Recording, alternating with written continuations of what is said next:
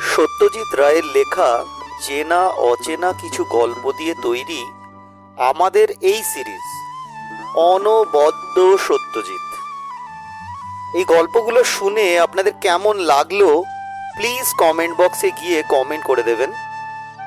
ভালো মন্দ যা যা লেগেছে প্লিজ প্লিজ প্লিজ জানাবেন। আপনাদের প্রতিটা লাইক ও কমেন্ট আমাদের কাছে ভীষণ ভীষণ ভীষণ গুরুত্বপূর্ণ। আমাদের দেখুন অতি সামান্য সেটআপ ও প্রায় না জানা এই প্রয়াসে ভুলভ্রান্তি তো থাকবেই না, অনেক থাকবে, তাই সেগুলো নিজ গুণে ক্ষমা করে দেবেন প্লিজ। আমরা চেষ্টা করব আরো আরো আরো ভালোভাবে অডিও স্টোরি টেলিংকে আকর্ষণীয় করে আপনাদের কাছে উপস্থাপন করার। তাই প্লিজ প্লিজ প্লিজ সাথে থাকবেন, পাশে থেকে আমাদের এই প্রয়াসকে আরো এগিয়ে নিয়ে যেতে সাহায্য করবেন। সকলকে অসংখ্য ধন্যবাদ। ওল্ড কোর্ট হাউস স্ট্রিটে তার আপিসের যেখানে বসে তুলসীবাবু কাজ করেন তার পাশেই জানলা দিয়ে পশ্চিম আকাশের অনেকখানি দেখা যায়। সেই আকাশে এক বর্ষাকালের সকালে যখন জোড়া রামধনু দেখা দিল, ঠিক তখনই তুলসীবাবুর পাশের টেবিলে বসা জগন্ময় দত্ত পানের পিক ফেলতে জানলার ধারে গিয়ে দাঁড়িয়েছেন। আকাশে চোখ পড়াতে ভদ্রলোক বাহ বলে তুলসীবাবুর উদ্দেশ্য করে বললেন, আর দেখে যান মশাই, এ জিনিস ডেইলি দেখবেন না। তুলসীবাবু উঠে গিয়ে আকাশপানে চেয়ে বললেন, কিসের কথা বলছেন? কেন, ডবল রেনবো? অবাক হয়ে বললেন জগন্ময়বাবু। আপনি কি কালার ব্লাইন্ড নাকি মশাই? তুলসীবাবু জায়গায় ফিরে এলেন। এ জিনিসও কাজ ফেলে উঠে গিয়ে দেখতে হবে। একটার জায়গায় দুটো কেন, 25টা রামধনু উঠলেও তাতে আশ্চর্যের কি আছে কি জানি মশাই। লোয়ার সার্কুলার রোডে জোড়া গির্জা আছে তো, তাহলে তো তার সামনে গিয়ে হাঁ করে দাঁড়িয়ে থাকতে হয়, দেখতে হয়। অবাক হবার ক্ষমতাটা সকলের সমান থাকে না ঠিকই, কিন্তু তুলসীবাবুর মধ্যে আদৌ আছে কিনা সে বিষয়ে অনেকে সন্দেহ প্রকাশ করেন। আশ্চর্য বিশেষণটা তিনি কেবল একটি ব্যাপারেই প্রয়োগ করেন, সেটা হলো মনসুরের দোকানের মোগলাই পরোটা আর কাবাব।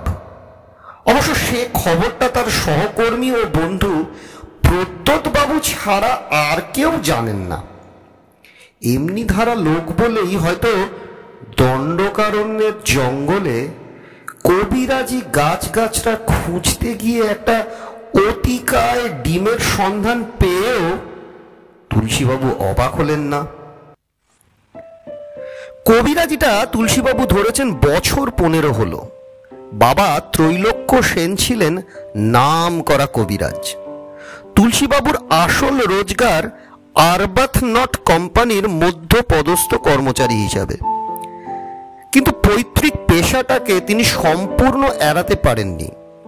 সম্প্রতি ঝোঁকটা একটু বেড়েছে, কারণ কলকাতার দুজন বিশিষ্ট ব্যক্তি তার ওষুধে আরাম পাওয়ার ফলে তিনি কিঞ্চিত খ্যাতি অর্জন করেছেন। এবার দণ্ডকারণ্যে আসার কারণ পিছনেও ছিল কবিরাজি।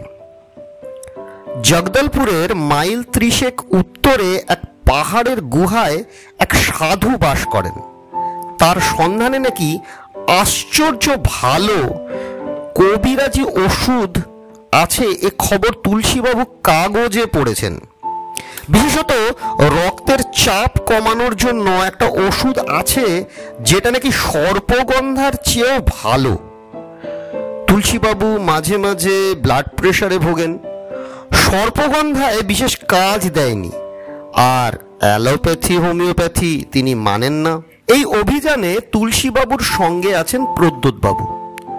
তুলসীবাবুর বিস্ময়বোধের অভাবে প্রদ্যোৎবাবুর যে ধৈর্যচ্যুতি হয় না তা নয়। একদিন তো তিনি বলেই বসলেন, মশাই, কল্পনা শক্তি থাকলে মানুষ কোনো কোনো ব্যাপারে অবাক না হয়ে পারে না। আপনি চোখের সামনে ভূত দেখলেও বলবেন এতে আর আশ্চর্যের কি আছে? তুলসীবাবু শান্তভাবে জবাব দিয়েছিলেন, অবাক না হলে অবাক হওয়ার ভান করাটা আমার কাছে আদিক্ষেতা বলে মনে হয়। ওটা আমি পছন্দ করি না। কিন্তু তা সত্ত্বেও দুজনের পরস্পরের প্রতি একটা টান ছিল। জগদলপুরেরই একটা হোটেলে আগে থেকে ঘর ঠিক করে নবমীর দিন গিয়ে হাজির হলেন দুই বন্ধু। কলকাতা থেকে মাদ্রাজ মেলে বিজয়নগরম, সেখান থেকে আবার ট্রেন বদলে জগদলপুর। মাদ্রাজ মেলের 3 টিয়ার কামরায় দুটি বিদেশি ছোকরা উঠেছিল। তারা নাকি সুইডেনের অধিবাসী। তাদের মধ্যে একজন এত ঢ্যাঙা যে তার মাথা কামরার সিলিংয়ে ঠেকে যায়। প্রদ্যোৎবাবু হাইট জিজ্ঞাসা করাতে ছোকরাটি বলল 2 মিটার্স and 6 সেন্টিমিটার্স, অর্থাৎ প্রায় 7 ফুট। প্রদ্যোৎবাবু বাকি পথ এই তরুণ দানবটির দিক থেকে চোখ ফেরাতে পারেননি। তুলসীবাবু কিন্তু অবাক হননি। তার মতে ওদের ডায়েটে এমন হওয়াটা নাকি কিছুই আশ্চর্যের না। প্রায় মাইল খানেক পথ জঙ্গলের মধ্যে দিয়ে হেঁটে 105 ফুট পাহাড় উঠে তবেই ধুমাই বাবার গুহায় পৌঁছানো হয়। বিশাল গুহা, 10 পা ভেতরে গেলেই দুর্ভেদ্য অন্ধকার। সেটা যে শুধু ধুমাই বাবার ধুনুচির ধোঁয়ায় তা নয়, এমনিতেই গুহায় আলো প্রবেশ করে না বললেই চলে। প্রদ্যোৎবাবু অপার বিস্ময়ে দেখছিলেন গুহার সর্বত্র স্ট্যালেকটাইট স্ট্যালেগমাইটের ছড়াছড়ি। তুলসীবাবুর দৃষ্টি সেদিকে নেই, কারণ তার লক্ষ্য কবিরাজি ওষুধ। ধুমাই বাবা যে গাছের কথা বললেন তার নাম চক্রপর্ণ। এ নাম তুলসীবাবু কোনোদিন শোনেননি বা পড়েনওনি। গাছ নয়, গাছরা। আর সে গাছরা নাকি কেবল দণ্ডকারণ্যের একটি বিশেষ জায়গায় ছাড়া আর কোথাও নেই। আর সেই জায়গাটারও একটা বিশেষত্ব আছে, সেটা তুলসীবাবু নাকি গেলেই বুঝতে পারবেন। কি বিশেষত্ব সেটা আর বাবাজি ভাঙলেন না।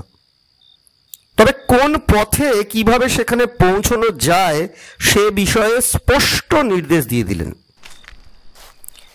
গুহা থেকে বেরিয়েই গাছের সন্ধানে রওনা দিলেন তুলসীবাবু। প্রদ্যোৎবাবুর সঙ্গতিতে কোনো আপত্তি নেই। তিনি নিজে এককালে শিকারের ধান্দায় অনেক পাহাড় জঙ্গলে ঘুরেছেন। বন্য পশু সংরক্ষণের হিড়িকের পর থেকে বাধ্য হয়ে শিকার ছাড়লেও জঙ্গলের মোহ কাটাতে পারেননি। সাধু বাবার নির্দেশ অব্যর্থ।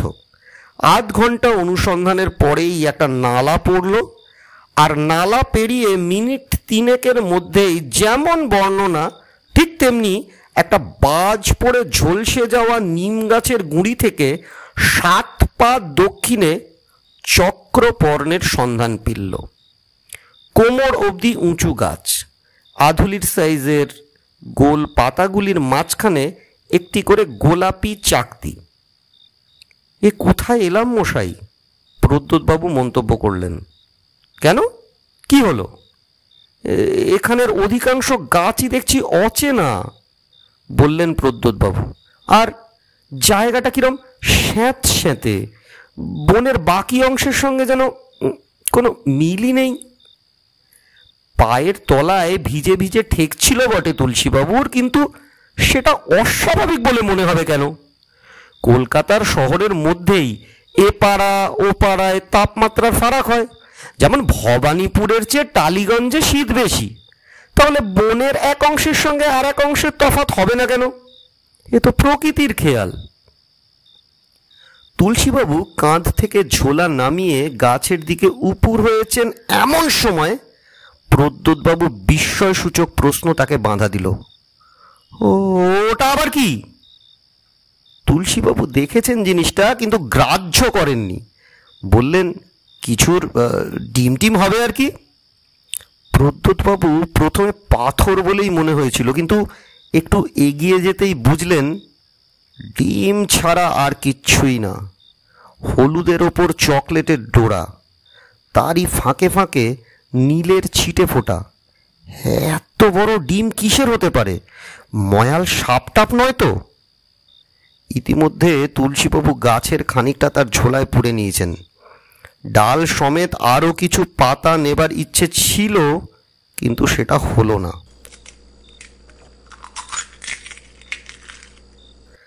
ডিম বাবাজি ঠিক সেই সময়ই ফুটবেন বলে মনস্থ করেছেন। খোলা চৌচির হবার শব্দটা শুনে প্রদ্যোৎবাবু চমকে পিছিয়ে গিয়েছিলেন। তারপর কৌতূহল সামলাতে না পেরে এগিয়ে এলেন। হ্যাঁ, ডিম ফুটেছে এবং শাবকের মাথা বাইরে বেরিয়ে এসেছে। সাপ নয়, কুমির নয়, কচ্ছপ নয়, পাখি।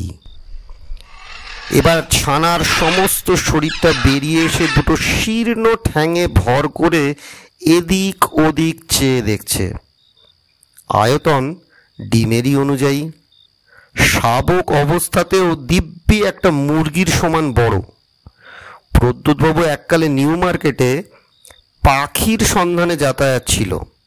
বাড়িতে পোষা বুলবুলি আছে, ময়না আছে, কিন্তু এত বড় ঠোঁট, এত লম্বা পা, গায়ের এমন বেগুনি রং, আর জন্মানো মাত্র এমন সপ্রতিভ ভাব তিনি কোনো পাখির মধ্যে দিয়ে দেখেননি।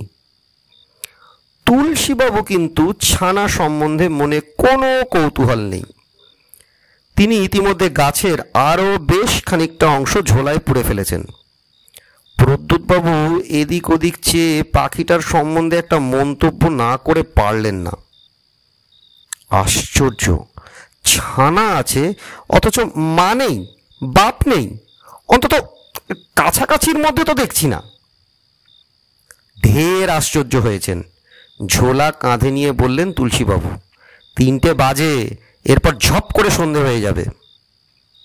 প্রদ্যোৎবাবু কিছুটা ইচ্ছার বিরুদ্ধেই পাখি থেকে দৃষ্টি ঘুরিয়ে নিয়ে তুলসীবাবুর সঙ্গে হাঁটা শুরু করলেন। তাদের গাড়ি অপেক্ষা করছে যেখানে, সেখানে পৌঁছতে লাগবে প্রায় 8 ঘন্টা। পিছন থেকে শুকনো পাতার খসখসানি শুনে প্রদ্যোৎবাবু থেমে ঘাড় ঘোরালেন। ছানাটা পিছু নিয়েছে। ও মশাই! এবার তুলসীবাবুও থেমে পিছনে ফিরলেন। শাবকের দৃষ্টি সটান তুলসীবাবুর দিকে। গুটি গুটি পায়ে এগিয়ে এসে ছানাটা তুলসীবাবুর সামনেই থামল। তারপর গলা বাড়িয়ে তার বেমানান রকম বড় ঠোঁট দিয়ে তুলসীবাবুর ধুতির কোঁচার একটা অংশে কামড়ে দিয়ে সেইভাবেই দাঁড়িয়ে রইল। প্রদ্যোৎবাবু কাণ্ড দেখে এতই অবাক যে তার মুখ দিয়ে কথাই বেরোলো না। শেষটায় যখন দেখলেন তুলসীবাবু ছানাটাকে 2 হাতে তুলে নিয়ে ঝোলায় পুরলেন, তখন আর চুপ থাকা যায় কি? কি করছেন মশাই? একটা নাম গোত্রহীন ধেড়ে পাখির ছানাকে থলেতে পুরে ফেললেন। কিছু একটা পোষার শখ হয়েছিল অনেকদিন থেকে। আবার হাঁটতে শুরু করে বললেন তুলসীবাবু, নেড়ি কুত্তা পোষে লোকে দেখেননি? তাদের গোত্রটা কি খুব একটা জাহির করার মতো ব্যাপার? প্রদ্যোৎবাবু দেখলেন পাখির ছানাটা তুলসীবাবুর দোলায়মান ঝোলা থেকে গলা বার করে মিটি মিটি এদিক ওদিক চাইছে।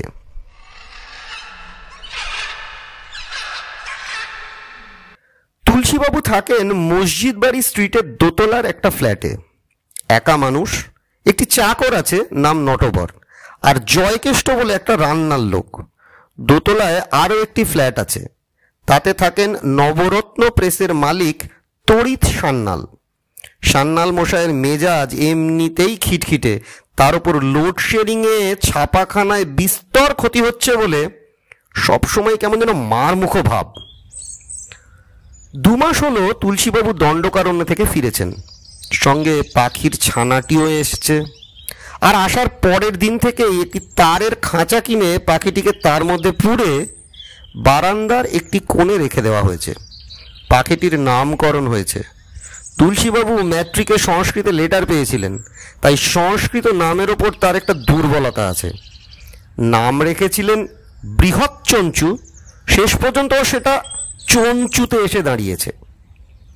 জগদলপুরে থাকতে পাখিটিকে ছোলা, ছাতু, পাউরুটি খাওয়ানোর চেষ্টা করে তুলসীবাবু শেষে বুঝেছিলেন যে পাখিটি মাংসাশী। তারপর থেকে রোজ উচ্চিংড়ে, আরশোলা ইত্যাদি দেওয়া হচ্ছে তাকে। সম্প্রতি যেন তাতে পাখির খিদে মিটছিল না। খাঁচার জালের উপর ঘন ঘন ঠোঁট চালিয়ে খড়াং খড়াং শব্দ তুলে তার ক্ষোভ জানাতে শুরু করেছিল। শেষটায় বাজার থেকে মাংস কিনে এনে খাওয়াতে শুরু করেন তুলসীবাবু। তার খিদে মিটিয়েছেন। এখনও নিয়মিত মাংস কিনে আনে নটবর, আর সেই মাংস খেয়েই বোধহয় পাখির আয়তন উত্তর বৃদ্ধি পাচ্ছে। তুলসীবাবু গোড়াতেই বুদ্ধি করে পাখির অনুপাতে খাঁচাটা বড়ই কিনেছিলেন। তার মন বলছিল এ পাখির জাত বেশ জাঁদরেল। খাঁচাটা মাথায় ছিল 2.5 ফুট। কালই ভদ্রলোক লক্ষ্য করেছেন যে চঞ্চু সোজা হয়ে দাঁড়ালে তার মাথা তারে ঠেকে যাচ্ছে, অথচ বয়স মাত্র 2 মাস। এই বেলা চটপট একটা বড় খাঁচার ব্যবস্থা দেখতে হবে। ভালো কথা, পাখির ডাক সম্বন্ধে কিছুই বলা হয়নি। এই ডাক শুনেই একদিন সকালে সান্যাল মশাই বারান্দার ওপারে দাঁড়িয়ে চায়ের কাপে চুমুক দিতে গিয়ে বিষম খেলেন। এমনিতেই 2 প্রতিবেশীর মধ্যে বাক্যালাপ নেই বললেই চলে। আজ কোনো মতে কাশির ধাক্কা সামলে নিয়ে তড়িৎ সান্যাল তুলসীবাবুর উদ্দেশ্যে প্রশ্ন করলেন, খাঁচায় কি জানোয়ার রেখেছেন মশাই? ডাক ছাড়লে পিলে চমকে যায়। পাখির ডাক শুনে জানোয়ারের কথাই মনে হয়, তাতে ভুল নেই। তুলসীবাবু সবে কলঘর থেকে বেরিয়ে অফিসে যাবার জন্য তৈরি হচ্ছিলেন। হাঁক শুনে দরজা দিয়ে গলা বাড়িয়ে তড়িৎবাবুকে একবার দেখে নিয়ে বললেন, জানোয়ার নয়, পাখি। আর ডাক যেমনই হোক না কেন, আপনার হুলোর মতো রাত্রে ঘুমের ব্যাঘাত তো করে না। হুলোর কান্না আগে শোনা যেত না, সম্প্রতি শুরু হয়েছে।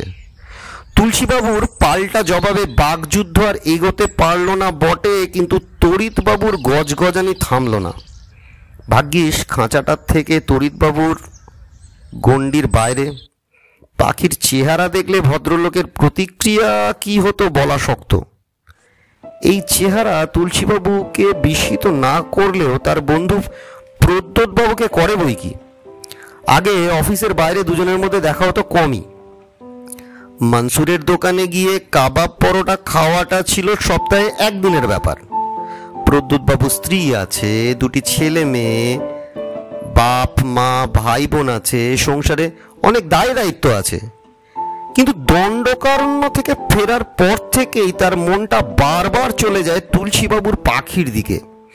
ফলে তিনি আজকাল প্রায় সন্ধ্যায় চলে আসেন মসজিদ বাড়ি স্ট্রিটের এই ফ্ল্যাটে।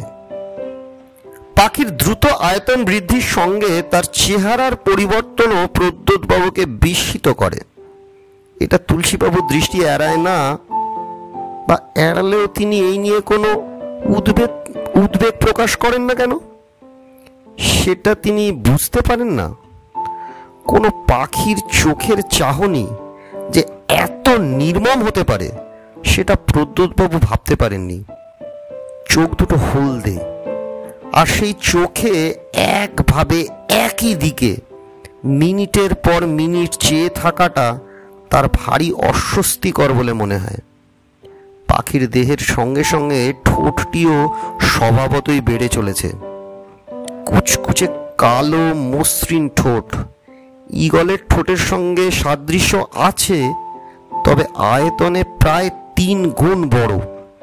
এ পাখি যে ওড়ে না সেটা যেমন ডানার সাইজ দেখে বোঝা যায়, তেমনি বোঝা যায় বাঘের মতো পায়ের নখ, সবল পা দুটো দেখে।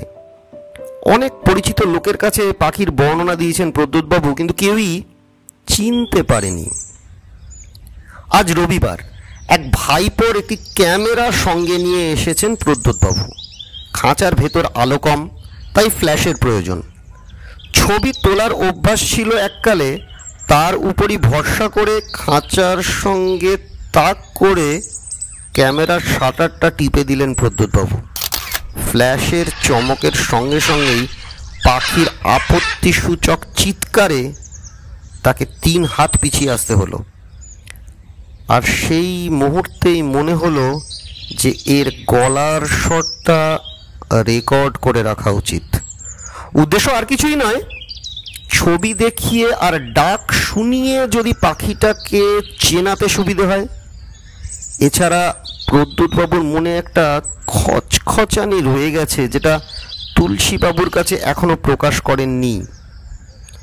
কবে বা কোথায় মনে পড়ছে না, কিন্তু কোনো বই বা পত্রিকায় প্রদ্যুৎবাবু একটি পাখির ছবি দেখেছেন, যেটার সঙ্গে তুলসীবাবুর পাখির আশ্চর্য সাদৃশ্য।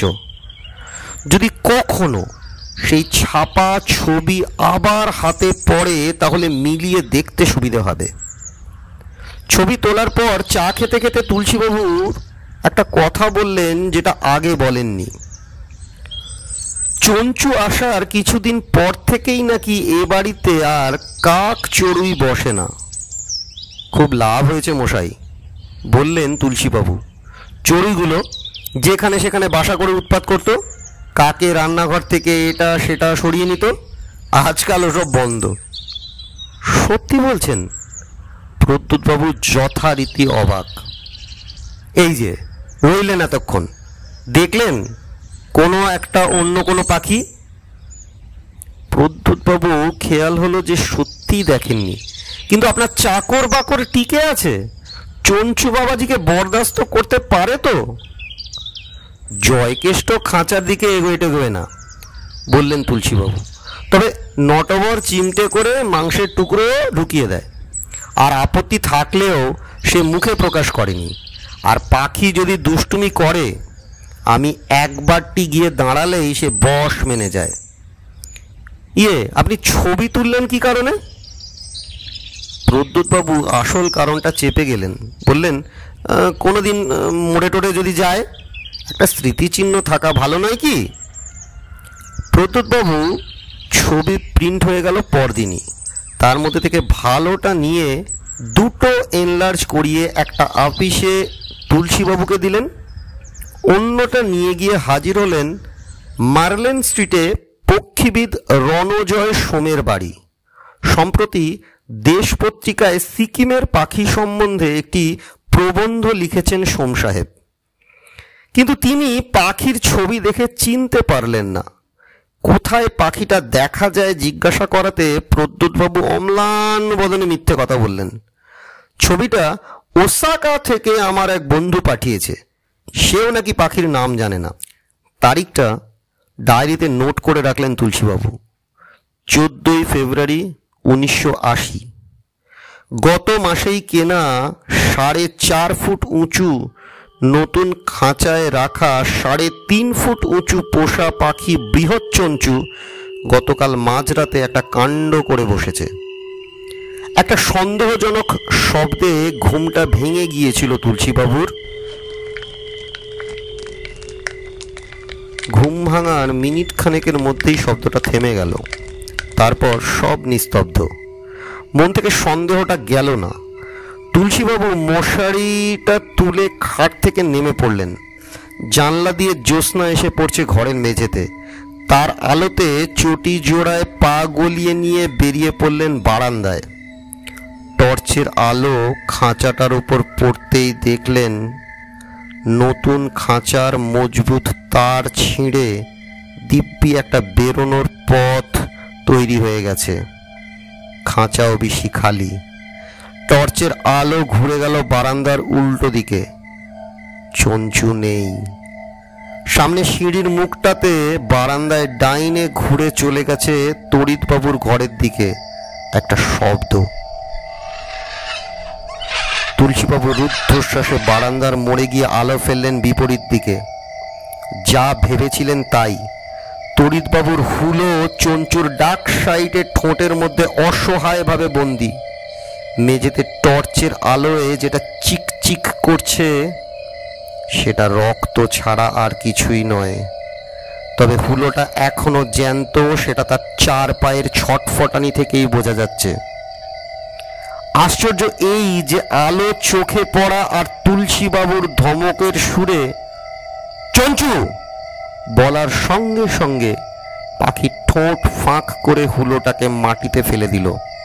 তারপর বড় বড় পা ফেলে ও মাথা থেকে এ মাথা ঘুরে শটান গিয়ে ঢুকে পড়ল নিজের খাঁচার ভিতর। এই বিভীষিকার মধ্যেও তুলসীবাবু হাফ না ছেড়ে পারলেন না। তড়িৎবাবুর ঘরের দরজায় তালা। সারা ডিসেম্বর ও জানুয়ারির স্কুল পাঠ্য বই ছাপানোর ঝামেলা মিটিয়ে ভদ্রলোক দিন তিনেক হলো চলে গেছেন কলকাতার বাইরে বিশ্রামের জন্য। হুলোটাকে ঘরের জানলা দিয়ে রাস্তায় ফেলে দিলেই নিশ্চিন্ত। কত গাড়ি যায় রাত বিরেতে রাস্তা দিয়ে। কলকাতা শহরে দিনে রাতে কত কুকুর বিড়াল গাড়ি চাপা পড়ে মরে যায়, তার কি কোনো হিসেব আছে?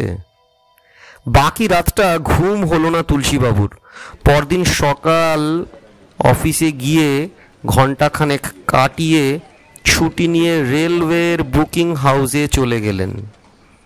একজন চেনা লোক ছিল কেরানিদের মধ্যে, তাই কাজ হাসিল হতে বেশি সময় লাগলো না। প্রদ্যোৎবাবু একবার জিজ্ঞেস করেছিলেন, আপনার চঞ্চুর খবর কি মশাই? তাতে তুলসীবাবু ঘাড় নেড়ে জবাব দিয়েছিলেন, ভালোই। তারপর এক মুহূর্ত চুপ থেকে বলেছিলেন, আপনার দেওয়া ছবিটা ভাবছি বাঁধিয়ে রাখব। 24শে ফেব্রুয়ারি তুলসীবাবু দ্বিতীয়বার বিজয়নগরম হয়ে জগদলপুর হাজির হলেন। সঙ্গে ব্রেক ভ্যানে এলো একটা প্যাকিং কেস, যার গায়ে ফুটো থাকায় তার ভেতর খাঁচার পাখির নিঃশ্বাস প্রশ্বাসে কোনো অসুবিধে হয়নি। জগদলপুর থেকে একটা টেম্পো ভাড়া নিয়ে সঙ্গে দুজন কুলি নিয়ে তুলসীবাবু রওনা দিলেন দণ্ডকারণ্যের ঠিক সেই জায়গায়, সেই বিশেষ জায়গাটির উদ্দেশ্যে যেখানে চঞ্চুকে শাবক অবস্থায় পেয়েছিলেন তিনি। চেনা জায়গা। গাড়ি থেকে নেমে কুলির মাথায় বাক্স চাপিয়ে আধ ঘন্টার পথ হেঁটে সেই ঝলসানো নিম গাছের ধারে গিয়ে তুলসীবাবু থামলেন। কুলিরাও মাথা থেকে বাক্স নামালো।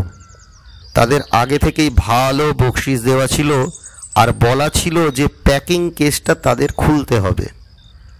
পেরেক খুলে কাঠ চিরে ফেলে খাঁচা বাইরে বার করার পর তুলসীবাবু দেখে নিশ্চিন্ত হলেন যে পাখি দিব্যি বহাল তবিয়াদে আছে। এ হেন জীবের দর্শন পেয়ে কুলি দুটো স্বাভাবিকই পরিত্রাহী ডাক ছেড়ে পালালো। কিন্তু তাতে তুলসীবাবুর কোনো উদ্বেগ নেই, তার কাজ হয়ে গেছে। খাঁচার ভিতর চঞ্চু এক দৃষ্টে তার দিকে চেয়ে আছে। তার মাথা এখন 4.5 ফুট উঁচু, খাঁচার ছাদ ছুঁই ছুঁই করছে। হাসি রে চঞ্চু, আর মায়া বাড়িয়ে লাভ নেই।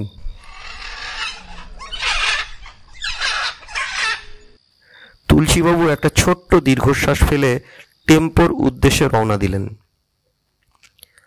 প্রদ্যোৎবাবু বন্ধুর কথায় কান দেননি।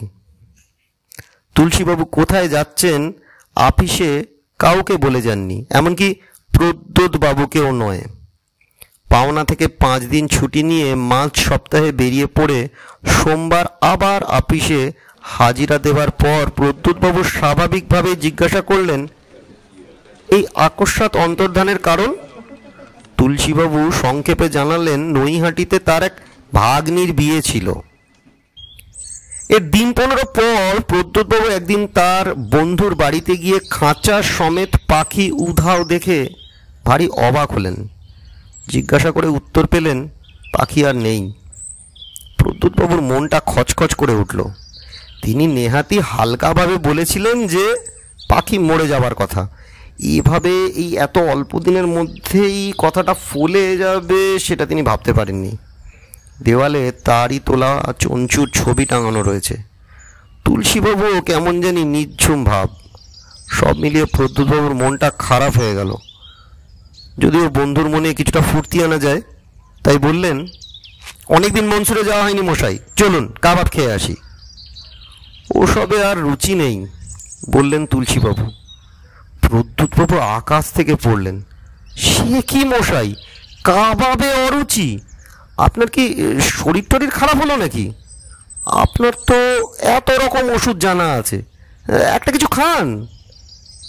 সেই সাধু বাবা যে পাতার সন্ধান দিল, তাতে ফল হয়নি, দেখেছেন? তুলসীবাবু জানালেন যে সেই পাতার রস খাবার পর থেকে তার রক্তের চাপ একদম স্বাভাবিক হয়ে গেছে। আর এটাও বললেন না যে যতদিন পাখি ছিল ততদিন চক্রপর্ণের গুণ পরীক্ষা করার কথা তার মাথাতেই আসেনি। এই সবে দিন 10 হলো তিনি আবার কবিরাজিতে মন দিয়েছেন। ভালো কথা। চক্রপর্ণ বলতে মনে পড়ল, আজ কাগজে দণ্ডকারণ্যের খবরটা পড়েছেন? বললেন প্রদ্যোৎবাবু। কি খবর? তুলসীবাবু কাগজ রাখেন, কিন্তু সামনের পাতার বেশি আর এগোনো হয় না। কাগজটা হাতের কাছে এই টেবিলের ওপর ছিল। প্রদ্যোৎবাবু খবরটা বার করে দিলেন। বেশ বড় হরফেই শিরোনাম রয়েছে, দণ্ডকারণ্যের বিভীষিকা। খবর বলছে গত 10 দিন ধরে দণ্ডকারণ্যের আশেপাশে অবস্থিত গ্রাম থেকে নানান রকম গৃহপালিত পশু, হাঁস, মুরগি ইত্যাদি কোনো এক জানোয়ারের খাদ্যে পরিণত হতে শুরু করেছে। দণ্ডকারণ্যে বাঘের সংখ্যা কমই, তবে এ যে বাঘের কীর্তি নয় তার প্রমাণ পাওয়া গেছে। বাঘ খাদ্য টেনে নিয়ে যায়, এ জানোয়ার তা করে না। তাছাড়া আধ খাওয়া গরু, বাছুর ইত্যাদি দেখে বাঘের কামড়ের সঙ্গে এ জানোয়ারের কামড়ের পার্থক্য ধরা পড়ে। মধ্যপ্রদেশ সরকার কর্তৃক নিয়োজিত 2জন বাঘা শিকারী 1 সপ্তাহ অনুসন্ধান করেও এমন কোনো জানোয়ারের সন্ধান পাননি যার পক্ষে এমন হিংস্র আচরণ সম্ভব। এই ঘটনাকে কেন্দ্র করে গ্রামবাসীদের মধ্যে বিষম আতঙ্কের সৃষ্টি হয়েছে। একজন গ্রামবাসী নাকি দাবি করে সে নাকি রাত্রে তার গোয়াল থেকে একটি দ্বিপদ বিশিষ্ট জীবকে ঝড়ের বেগে পালাতে দেখেছে। তারপরেই সে তার গোয়ালে গিয়ে তার মহিষকে মৃত অবস্থায় দেখতে পায়। মহিষের তলপেটের বেশ খানিকটা অংশ নাকি খুবলে খাওয়া হয়েছিল। তুলসীবাবু খবর পড়ে কাগজটা ভাঁজ করে আবার টেবিলের ওপর রেখে দিলেন। এটাও কি আপনার কাছে অবাক কাণ্ড বলে মনে হচ্ছে না? প্রদ্যোৎবাবু প্রশ্ন করলেন। তুলসীবাবু মাথা নাড়লেন, অর্থাৎ তিনি বিস্মিত হননি। এর 3 দিন পর প্রদ্যোৎবাবুর জীবনে একটা আশ্চর্য ঘটনা ঘটে গেল। তিনি সকালে চায়ের কাপে মুখ দিতে গিয়ে দেখেন স্ত্রী প্লেটে নতুন প্যাকেট থেকে বার করা 3খানা ডাইজেস্টিভ বিস্কুট রেখেছেন। সেদিকে চোখ পড়াতেই প্রদ্যোৎবাবুর হঠাৎ কেমন যেন অন্যমনস্ক হয়ে গেলেন। আর তারপরেই তার হৃদস্পন্দন বেড়ে গেল। মিনি বাসে করে একডালিয়া রোডে তার কলেজের বন্ধু অনিমেষের কাছে যখন পৌঁছলেন তখন তার নাড়ি চঞ্চল। বন্ধুর হাত থেকে খবরের কাগজটা ছিনিয়ে নিয়ে পাশে ফেলে দিয়ে রুদ্ধশ্বাস কণ্ঠে বললেন, তোর রিডার্স ডাইজেস্টগুলো কোথায়? চট করে বল, বিশেষ দরকার। অন্য অনেকের মতোই অনিমেষ সরকারের প্রিয় পাঠ্যপুস্তক হলো রিডার্স ডাইজেস্ট পত্রিকা। বন্ধুর আচরণে বিস্ময় প্রকাশ করার সময়ও পেলেন না তিনি। উঠে গিয়ে বুকশেলফের তলার তাক থেকে 1 গোছা পত্রিকা বার করে নিলেন টেনে। কোন মাসেরটা চাচ্ছিস? ঝড়ের বেগে এ সংখ্যা ও সংখ্যা উল্টে দেখে অবশেষে যা খুঁজছিলেন প্রদ্যোৎবাবু পেয়ে গেলেন। এই চেহারা, এক্স্যাক্টলি। একটি পাখির ছবির ওপর আঙুল রেখেছেন প্রদ্যোৎবাবু। জ্যান্ত পাখি নয়, শিকাগো ন্যাচারাল হিস্ট্রি মিউজিয়ামে রাখা একটি পাখির আনুমানিক মূর্তি। হাতে বুরুশ নিয়ে মূর্তিটিকে পরিষ্কার করছে মিউজিয়ামেরই এক কর্মচারী। অ্যান্ডাল গ্যালার্নিস নামটা পড়ে বললেন প্রদ্যোৎবাবু, অর্থাৎ টেরর বার্ড, ভয়াল পাখি। আয়তন বিশাল, মাংসাশী, ঘোড়ার চেয়েও দ্রুতগ্রামী আর অসম্ভব হিংস্র। প্রদ্যোৎবাবুর মনে যে সন্দেহটা উঁকি দিয়েছিল সেটা সত্যি বলে প্রমাণ হলো যখন পরদিন তুলসীবাবু অফিসে এসে বললেন যে তাকে আরেকটিবার দণ্ডকারণ্যে যেতে হবে এবং তিনি খুব খুশি হবেন যদি প্রদ্যোৎবাবু তার সঙ্গে যান, হাতিয়ার সমেত। ট্রেনে রিজার্ভেশন পাওয়া মুশকিল হতে পারে, কিন্তু তাতে পেছপা হলে চলবে না, ব্যাপারটা অত্যন্ত জরুরি। প্রদ্যোৎবাবু রাজি হয়ে গেলেন। অ্যাডভেঞ্চারের উৎসাহে দুই বন্ধু ট্রেন যাত্রার গ্লানি অনুভব করলেন না। প্রদ্যোৎবাবু যে রিডার্স ডাইজেস্টে পাখিটার কথা পড়েছেন সেটা আর বললেন না, সেটা বলার ঢের সময় আছে। তুলসীবাবু সবই বলে দিয়েছেন তাকে, আর তার সঙ্গে সঙ্গে কিঞ্চিত রহস্য করেছেন এটাও বলে যে পাখিকে মারার প্রয়োজন হবে না বলে তিনি মনে করেন না, বন্দুক নিতে বলেছেন শুধু সাবধান হবার জন্য। প্রদ্যোৎবাবু বন্ধুর কথায় কান দেননি। অবস্থা বুঝে ব্যবস্থা করতে হবে তাকে, এটা তিনি স্থির করে নিয়েছেন। গত রোববার কাগজে খবর বেরিয়েছে এই যে নৃশংস প্রাণীটাকে যে হত্যা করতে পারবে মধ্যপ্রদেশ সরকার তাকে 5,000 টাকা পুরস্কার দেবেন। এই প্রাণী এখন নরখাদকের পর্যায়ে এসে পৌঁছেছে। একটি কাঠুরের ছেলে সম্প্রতি তার শিকারে পরিণত হয়েছে। জগদলপুরে পৌঁছে বন বিভাগের কর্তা মিস্টার তিরুমালাইয়ের সঙ্গে কথা বলে শিকারের অনুমতি পেতে অসুবিধে হলো না। তবে তিরুমালাই সতর্ক করে বললেন যে স্থানীয় কোনো লোককে সঙ্গী হিসাবে পাওয়া যাবে না। কোনো লোকই ওই বনের ত্রিসীমানায় যেতে রাজি হচ্ছে না। প্রদ্যোৎবাবু প্রশ্ন করলেন যে আর যেসব শিকারী আগে গেছে তাদের কাছ থেকে কিছুই জানা গেছে কি?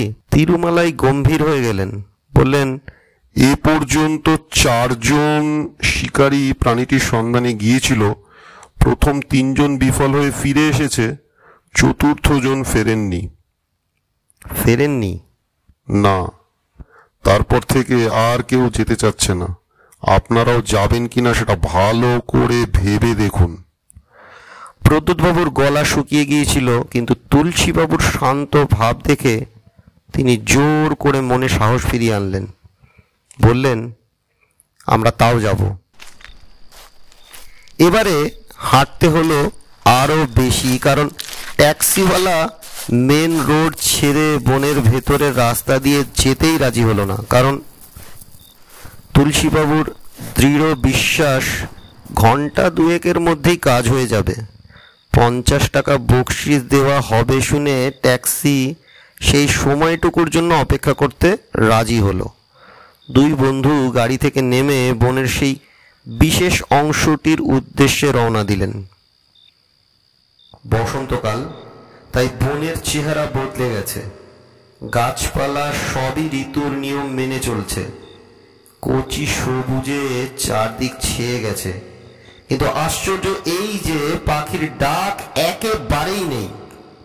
কোয়েল, দোয়েল, পাপিয়া ইত্যাদি কবিদের একচেটিয়া বসন্তের পাখি সব গেল কোথায়?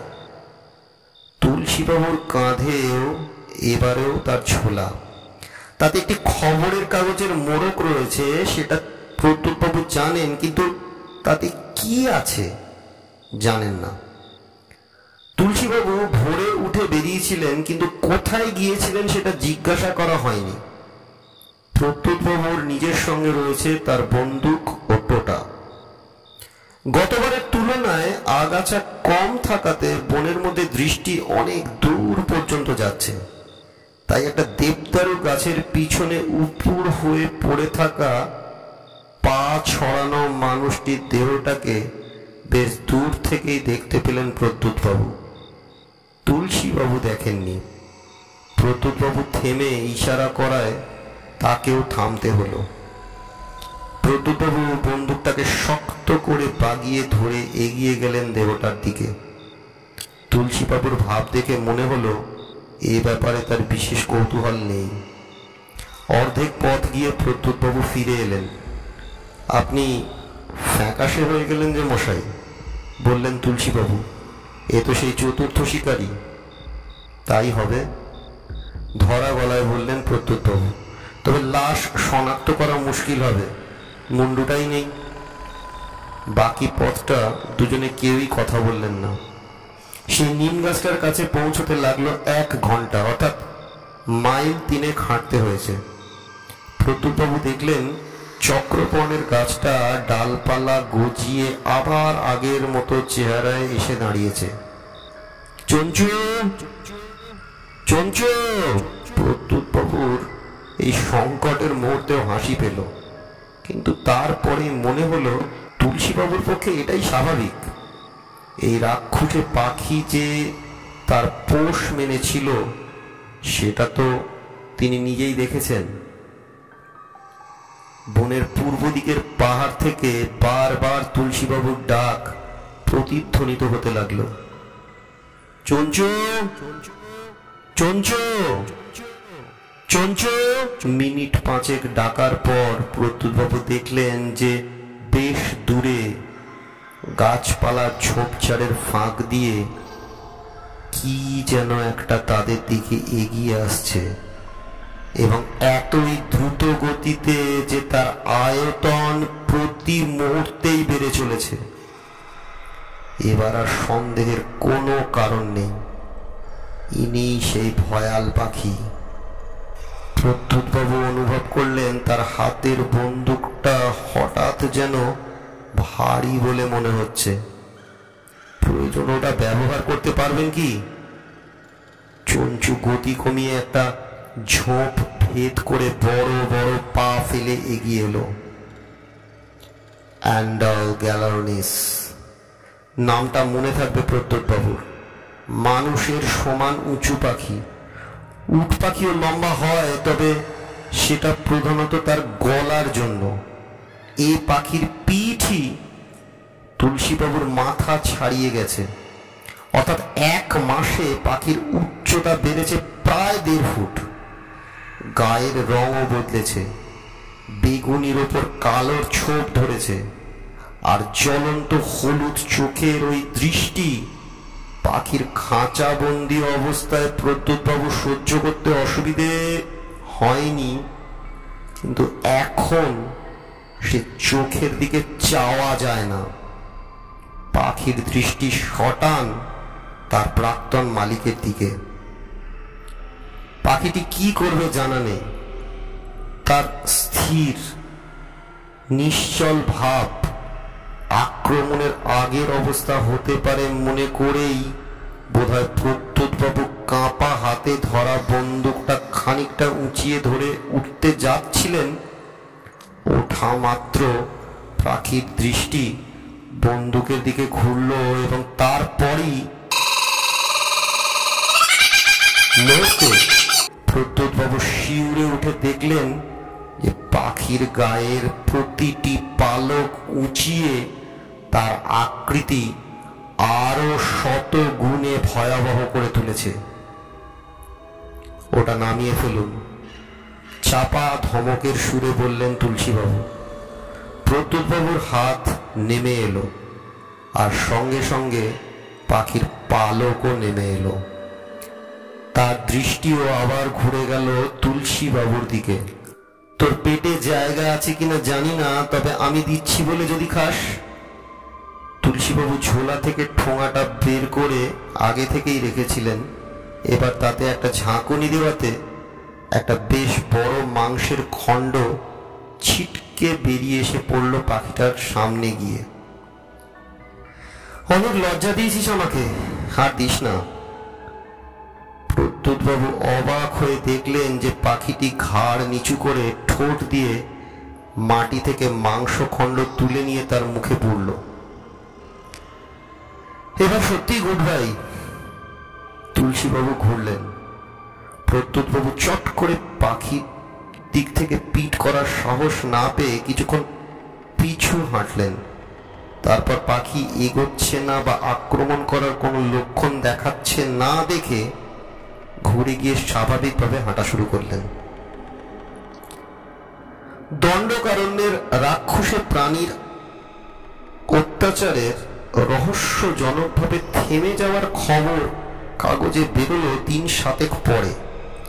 পাছে বিস্ময় প্রকাশ না করে রসভঙ্গ করেন, তাই প্রদ্যোৎবাবু অ্যান্ডার গ্যালার্নিসের কথা বা সে পাখি যে আজ 30 লক্ষ বছর হলো পৃথিবী থেকে নিশ্চিহ্ন হয়ে গেছে, সে কথা কিছুই বললেননি তুলসীবাবুকে।